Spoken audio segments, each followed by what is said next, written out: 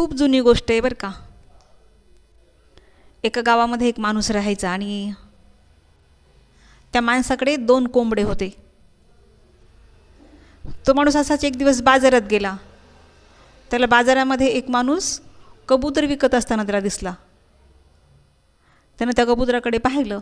त्याला ते कबूतर आवडलं आणि त्याला वाटलं हे आपण विकत घ्यावं, कारण आपल्या मुलांना हे कबूतर आवडेल आणि त्याच्याशी ते छान खेळतील, आनंदात राहतील. म्हणून त्या माणसानं ते कबूतर विकत घेतलं आणि घरी आला.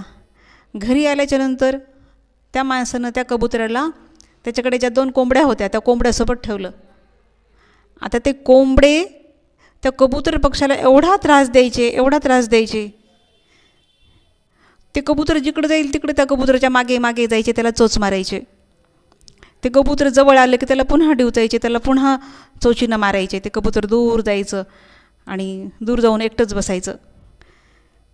त्या कबुतरानं विचार केला, हे लोक मला हे कोंबडे मला का त्रास देत आहेत? मी ह्यांना काय त्रास देतोय? माझ्याकडून ह्यांना काय त्रास आहे? मी यांच्यासाठी नवीन आहे म्हणून हे मला त्रास देतात का मी अनोळखी म्हणून मला त्रास देतात? एवढे माझ्याशी वाईट वागतात, काय कारण असणार आहे माझ्याशी वाईट वागण्याचं? तो कबूतर सारखा विचार करायचा, रडायचा मनामध्ये. एक दिवस त्या कबूतर पक्षानं असं पाहिलं की ते दोन्ही कोंबडेच एके दिवशी आपसामध्ये भांडणं करू लागले, एकमेकाला चोचीनं मारू लागले, चोचीनं वार करू लागले. तेव्हा त्या कबुतराला वाटलं आणि तो स्वतःलाच म्हणू लागला, खरंच मी ह्यांच्या वागण्याचं किती वाईट वाटून घेत होतो बरं, आणि हे एवढं वाईट वाटून घेण्याचं मला काहीच काम नव्हतं. किती दुःखी व्हायचो मी ह्यांच्या वागणुकीतून, कारण ते मला त्रास द्यायचे. असं वाटायचं की यांच्याकडे तक्रार करावी, का रे तुम्ही मला त्रास देता? पण खरंच मी त्यांच्याकडे ती तक्रार करायला नको होती, तरी पण मी त्यांना विचारायचो, का तुम्ही मला त्रास देता रे? माझ्याकडून तुम्हाला काय त्रास आहे?